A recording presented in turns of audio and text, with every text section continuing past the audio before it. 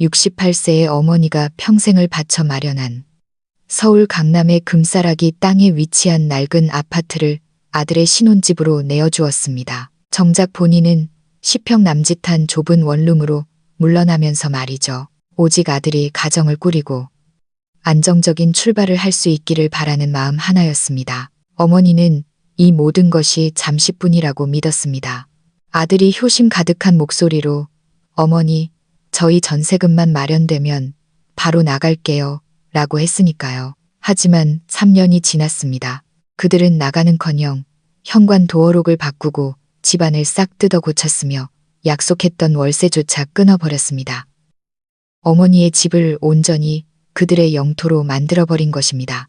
어느 날 어머니가 직접 고아 만든 삼계탕을 들고 찾아갔지만 문조차 열어주지 않았습니다. 그저 문전박대를 당했을 뿐이죠. 그냥 얼굴이나 보러 왔다는 어머니의 말에 돌아온 대답은 어머니, 다음부턴 오시기 전에 미리 연락 좀 주세요. 라는 차가운 통보였습니다. 이게 과연 효도일까요? 아니면 어머니를 자신의 삶에서 철저히 배제하려는 냉혹한 계획일까요?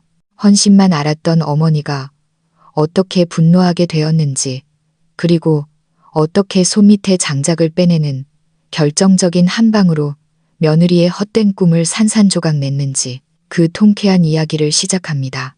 입니다. 오늘은 친족 간의 재산 다툼, 그리고 무너진 도덕적 선에 맞선 한 어머니의 각성을 다룬 실화입니다. 절대 놓치지 마십시오. 제 이름은 김영자, 올해 68입니다. 은퇴 전까지 공기업 회계팀에서 30년 넘게 일했습니다. 숫자를 다루는 일이라 평생을 규칙적으로 한치의 오차도 없이 살았습니다. 사치 부릴 줄도 모르고 게으름 피울 줄도 몰랐죠. 오직 펜대 하나와 계산기 하나로 악착같이 모아 서울 서초구에 3층짜리 낡은 빌라 한 채를 장만했습니다. 남들에겐 엘리베이터도 없고 계단도 좁은 그저 낡은 집일지 모릅니다. 하지만 제게 그 집은 내 인생의 전부이자 안정기지였습니다. 일찍 세상을 떠난 남편 대신 그 집에서 두 아이를 제 손으로 키워냈으니까요. 딸 지은이는 일찌감치 결혼에 분가했고 38이 된 아들 지훈이가 드디어 결혼을 한다고 했습니다. 예비 며느리의 이름은 이서연, 외국계 기업에 다닌다고 했는데 옷차림은 세련됐고 말솜씨는 매끄러웠습니다. 예의는 바르지만 눈빛에는 묘하게 계산적인 기색이 서려 있었죠. 결혼 문제를 의논하러 마주 앉았던 그날은 유난히 무더운 여름 오후였습니다. 창밖에서는 매미가 쉴 새 없이 울어댔고 저는 시원한 보리차와 다과를 내왔습니다. 분위기는 따뜻하다기보다는 어딘가 모르게 사무적이었습니다. 몇 마디 나누지도 않았는데 서연이는 집안 구석구석을 훑어보더군요. 그러다 시선이 베란다에 멈췄습니다. 어머님, 채광이 정말 좋네요. 저희가 최근에 집을 여러 군데 보러 다녔는데 이렇게 통풍 잘 되고 햇살 좋은 집은 없더라고요. 저는 그저 웃으며 답했습니다. 오래된 집이라 낡았어. 그래도 내가 살기엔 익숙하고 편하지. 그녀는 허리를 꼿꼿이 펴고 차를 한 모금 마시더니 찻잔을 내려놓으며 본론을 꺼냈습니다. 어머님, 드릴 말씀이 있어요. 사실 저희가 집을 살 계약금은 거의 모았거든요. 지금 열심히 매물을 알아보고 있고요. 저는 고개를 끄덕였습니다. 그거 잘 됐구나.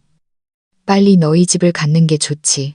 그러자 그녀가 목소리를 낮추며 아주 부드럽게 말을 이었습니다. 그런데 매매 절차가 좀 걸릴 것 같아요. 입주까지 3개월에서 6개월 정도 시간이 빌 것 같은데 지금 사는 오피스텔 계약은 곧 끝나고요. 혹시 어머님만 괜찮으시다면 저희가 잠시만 이 집에서 지내도 될까요? 저는 순간 멍해졌습니다. 여기서 살겠다고? 네, 아들 지훈이가 옆에서 거들었습니다. 당연히 공짜로 살겠다는 건 아니에요. 주변 시세만큼 월세 꼬박꼬박 드릴게요. 정말 임시로만 있는 거예요. 집 살 계획 다 세워뒀으니까 눌러 앉거나 그러지 않아요. 요즘 전셋값도 비싼데 단기로 빌리기도 힘들고 해서 며느리도 웃으며 덧붙였습니다. 어머님, 걱정 마세요. 대출 승인 나고 집 구해지면 바로 나갈 거예요. 혹시라도 어머님이 다시 들어오신다고 하면 언제든 비워드릴 거고요. 저는 바로 대답하지 못했습니다. 주변 친구들 이야기를 들어보면 자식에게 집 내줬다가 나중에 쫓겨나다시피 한 노인들이 한둘이 아니었으니까요. 절대 같은 실수를 하지 않겠다고 다짐했었습니다. 하지만 제 앞에서 고개를 숙이고 처분만 기다리는 아들을 보니 마음이 약해졌습니다. 이제 막 가정을 꾸리는 아들에게 비빌 언덕 하나는 되어줘야 하지 않나 싶었죠. 결국 저는 1년짜리 임대차 계약서를 쓰고 근처 골목에 있는 10평짜리 작은 원룸을 얻어 나갔습니다. 월세 60만 원, 낡은 창문 하나에 주방이라곤 가스버너 하나 놓기 힘든 좁은 곳이었습니다. 하지만 저는 스스로를 위로했습니다. 괜찮아, 잠시뿐이야. 쟤들 집 구하면 바로 돌아갈 텐데 뭐. 이삿날 햇살은 눈부시게 좋았습니다. 짐을 다 싸고 텅 빈 거실에 앉아 벽에 걸린 가족사진 자국과 손때 묻은 가구를 바라보며 스스로에게 최면을 걸었습니다. 몇 달만 참자. 그때까지만 해도 저는 제게 돌아갈 곳이 있다고 굳게 믿었습니다. 좁은 원룸 생활은 쉽지 않았습니다.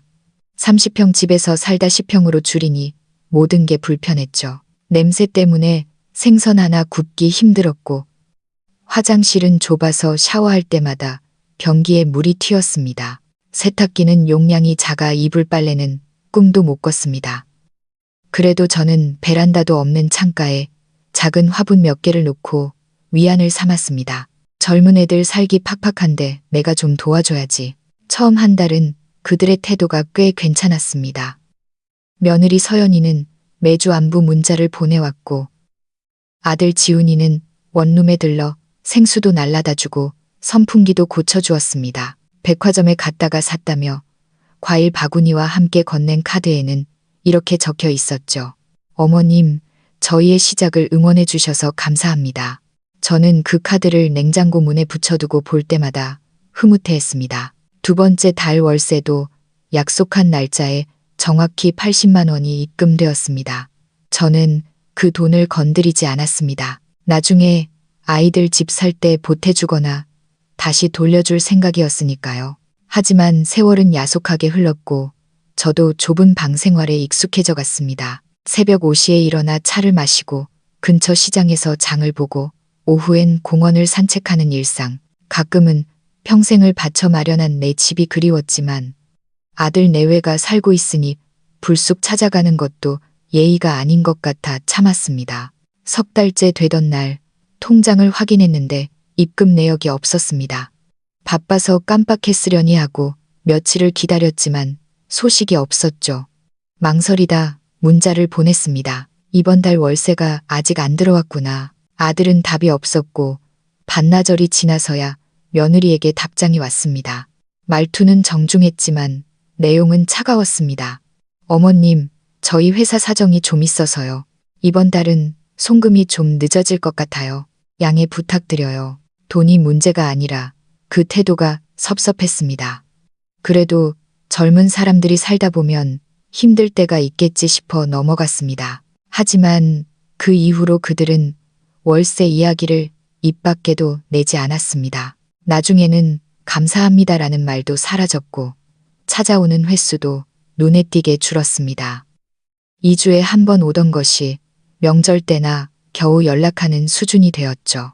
핑계는 늘 다양했습니다. 야근이 11시까지라서요. 지훈이가 감기 기운이 있어서 오무실까 봐요. 집 정리하느라 정신이 없어서요. 저는 본가에 가서 집 상태라도 보고 싶었지만 그때마다 그들은 교묘하게 저를 막아섰습니다. 지금 에어컨 공사 중이라 먼지가 많아요. 창고 정리 중이라 발 디딜 틈도 없어요. 거절은 아니었지만 결국 오지 말라는 뜻이었습니다. 그러던 어느 날 동네 마트 앞에서 옛 이웃인 박 여사를 만났습니다. 그녀는 반가워하며 제 등을 두드렸습니다. 어머, 김 여사님, 요즘 왜 이렇게 통 안 보여요? 그나저나 댁은 아주 대공사를 하던데. 바닥 뜯어내고 천장 바꾸고 그 좁은 베란다를 확장해서 전면 유리로 싹 바꿨더라. 밖에서 보는데 으리으리해. 순간 제 심장이 덜컥 내려앉았습니다.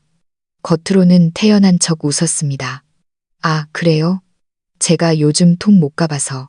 어머, 모르셨어요? 인테리어 업자랑 인부들이 한 달 내내 들락거렸어. 수입 자재 쓴다고 동네방네 소문이 자자하던데.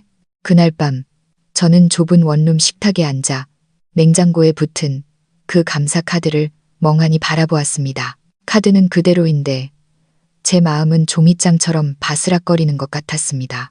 손 떨리는 것을 애써 참으며 아들에게 전화를 걸었습니다. 신호가 한참 가고 며느리가 받았습니다. 여보세요. 서연이니, 너희 집 수리한다며?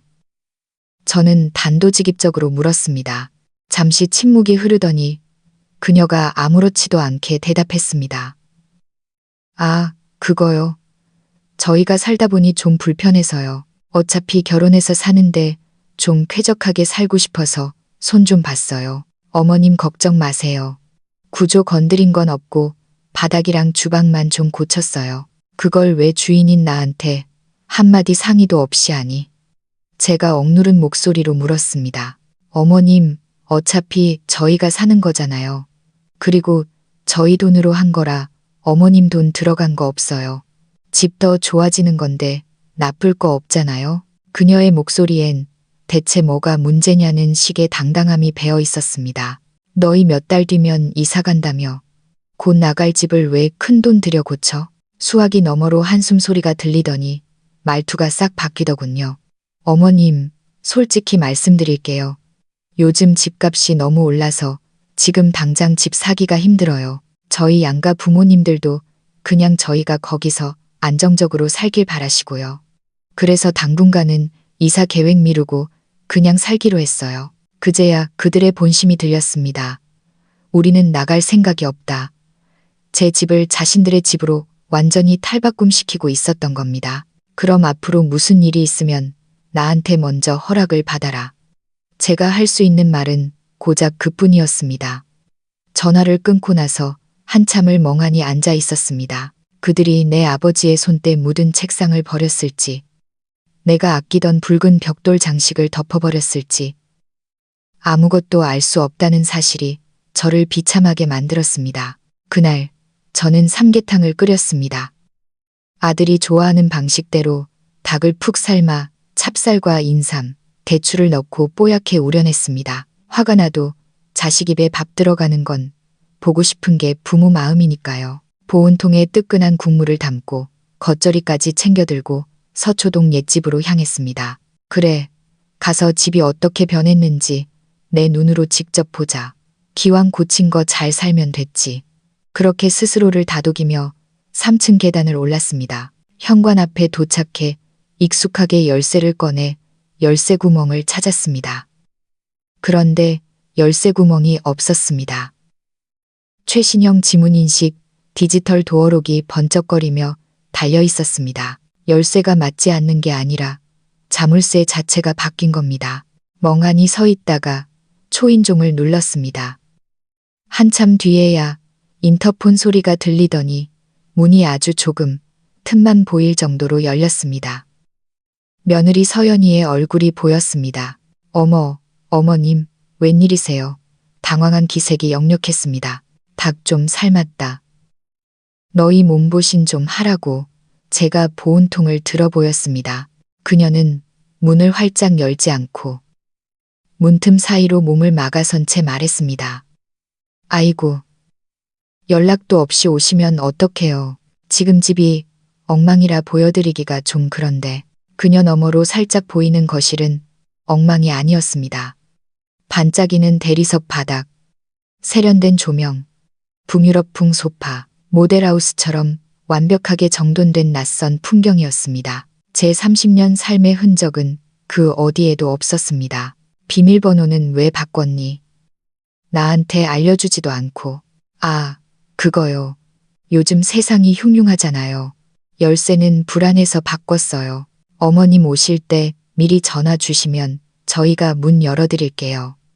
그 말은 곧 주인이라도 허락 없이는 못 들어온다는 선언이었습니다. 들어가서 차라도 한 잔 마시면 안 되겠니? 어머님, 죄송해요. 지금 제가 친구들을 초대해서 좀 곤란해요. 이건 잘 먹을게요. 그녀는 문틈으로 손만 쑥 내밀어 보온통을 낚아채듯 가져갔습니다. 감사합니다. 가세요. 그리고는 문이 달칵 소리를 내며 잠겼습니다. 저는 그 차가운 철문 앞에 우두커니 서 있었습니다. 안에서는 하하호호 웃음소리가 들려왔습니다. 계단을 내려오는데 다리가 후들거려 난간을 잡지 않고는 걸을 수가 없었습니다. 그날 밤 딸 지은이에게서 전화가 왔습니다. 엄마 어디야? 목소리가 왜 그래?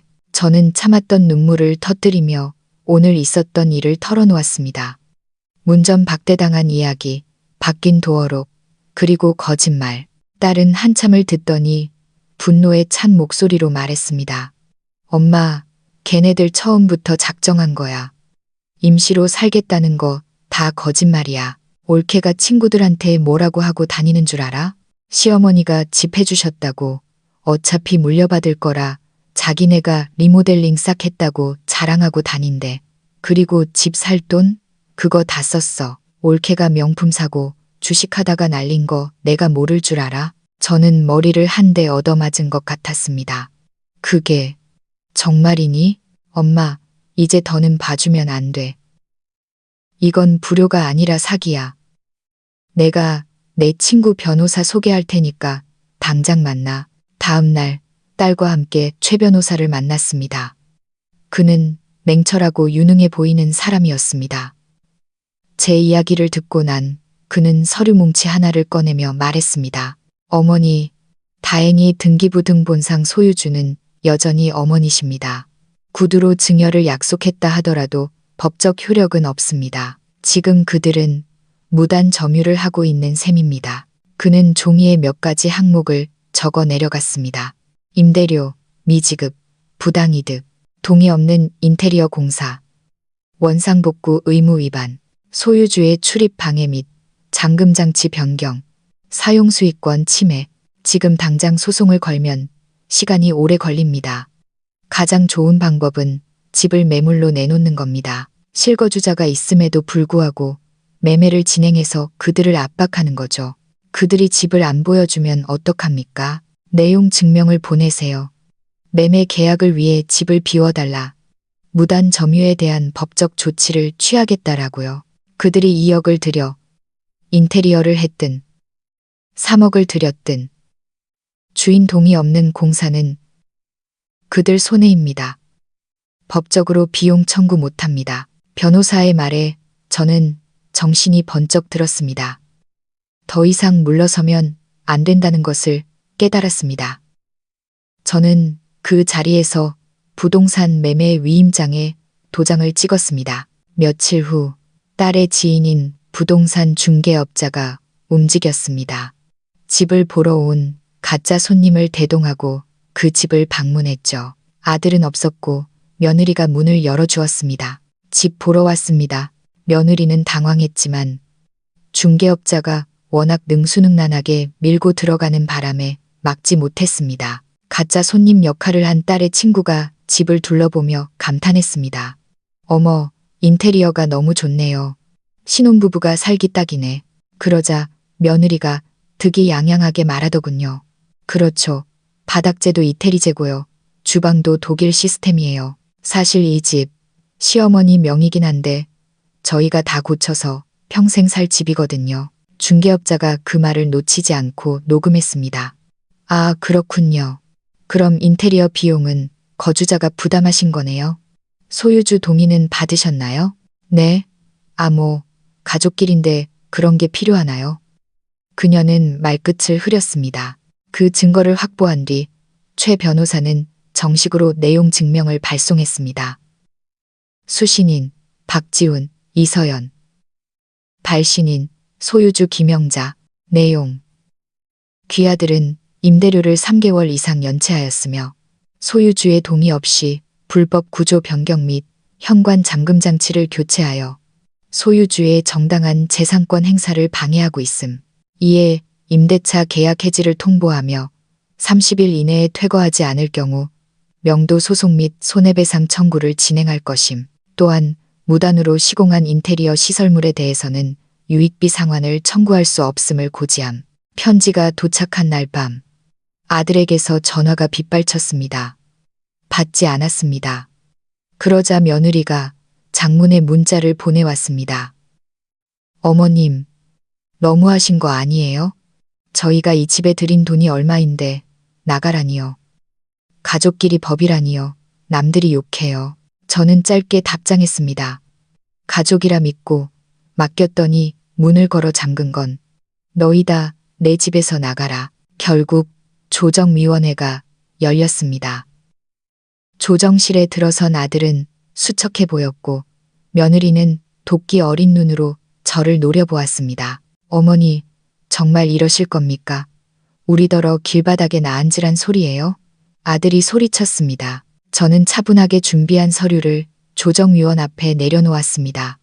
등기권리증, 월세 미입금 내역, 그리고 그들이 문을 열어주지 않았던 날의 통화 녹음 파일까지. 판사님, 저는 이 아이들을 믿고 제 노후 자산인 집을 내줬습니다.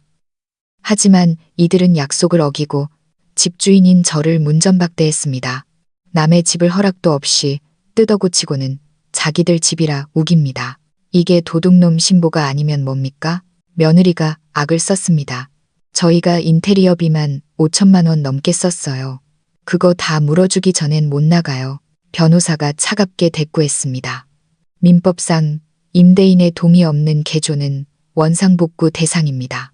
비용 청구는커녕 원래대로 돌려놓고 나가셔야 합니다. 조정위원도 고개를 저으며 아들 부부에게 말했습니다.